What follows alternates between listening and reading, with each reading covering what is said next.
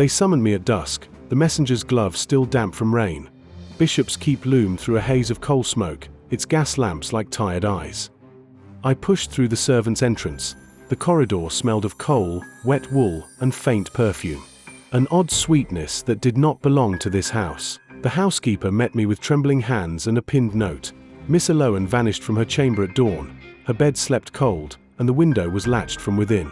I climbed the back stairs that creaked like a complaint and reached the chamber. The smell of lavender, coal, and a faint copper tang lingered in the air. On the dressing table, a hairpin lay twisted and a scrap of paper folded into a cipher. The maid swore she had never seen such marks before. The cipher suggested a rendezvous in the old library beneath the bishop's portrait.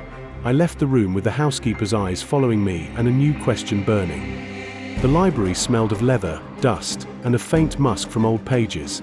Beneath that, the persistent scent of coal and something else. Sea salt, oddly out of place. I examined the cipher by a single gas jet. The characters were a crude substitution, but one margin bore a stamped crest. An anchor ringed by ivy. The bishop's portrait hung askew, its gilt frame scratched. Behind it, I found not wallpaper but the hinges of a concealed panel and the faint damp of a secret stair. Down I went into a passage where drafts carried the tang of brine and coal. Wet footprints marked the stone, and a child's shoe lay abandoned at the lip of a trapdoor. In the hidden room sat crates stamped with the same anchor crest. Inside, sacks of a dark leaf. Opium smoke and tea, perhaps. Stowed with meticulous secrecy. A child's hurried drawing pinned inside a crate bore the initials EL, and a faint smear of perfume matched the scent from Alohan's chamber. The crate's tally led to the key. At the key, the tide hissed like a sleeping beast, and coal smoke from the steamers made the night thick. A private carriage clattered away, its lamps dimmed to shadow. A figure in a traveling cloak left behind a gloved handkerchief scented with the same perfume. Tucked inside was a pressed violet and the faint ash of a cigar. A dock worker whispered of late-night shipments labeled charity consignment and men in clerical collars who counted boxes by lantern light. They called it respectable business. I shadowed the carriage to a coaching in where a woman in mourning sat alone. She spoke in clipped tones and left me a locket bearing a portrait I recognized at once. The portrait inside the locket was of a girl once believed dead. The comely face of a sea trader's lost daughter, whose disappearance had never been solved. The innkeeper's furtive glance and a ledger entry for midnight receipt. Anchor consignment tied Bishop's Keep to the harbour. My lead ended with the innkeeper's warning, mind who listens. Back at Bishop's Keep, I confronted the steward with the ledger. His fingers went pale beneath the gaslight, and he admitted shipments arrived under the bishop's seal. He claimed charity, he claimed the bishop's hand, yet his hands fumbled a receipt marked with a stevedore's cipher matching the crates beneath the library.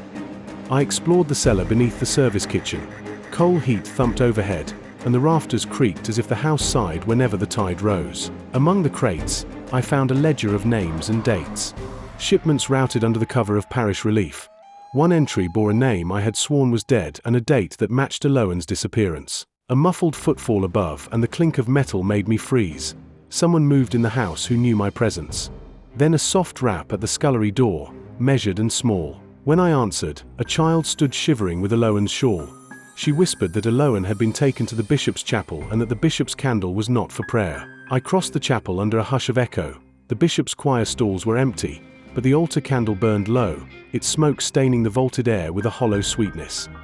Behind the altar, a narrow door led to a cold room where Alohan sat bound but unbroken, cheeks flushed from fear and a faint perfume still clinging to her hair. She told me of secret collections passed off as aid, of crates carrying more than bread, and of a man in a dark cassock who silenced questions with promises and threats alike.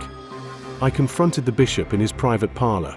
His hands trembled, his holy books lay open to charity registers, and beneath his robe a ledger proved his hand in the trade. He pleaded necessity, funds for parish works, he said. But the ledger showed profit and names of merchants who used his seal.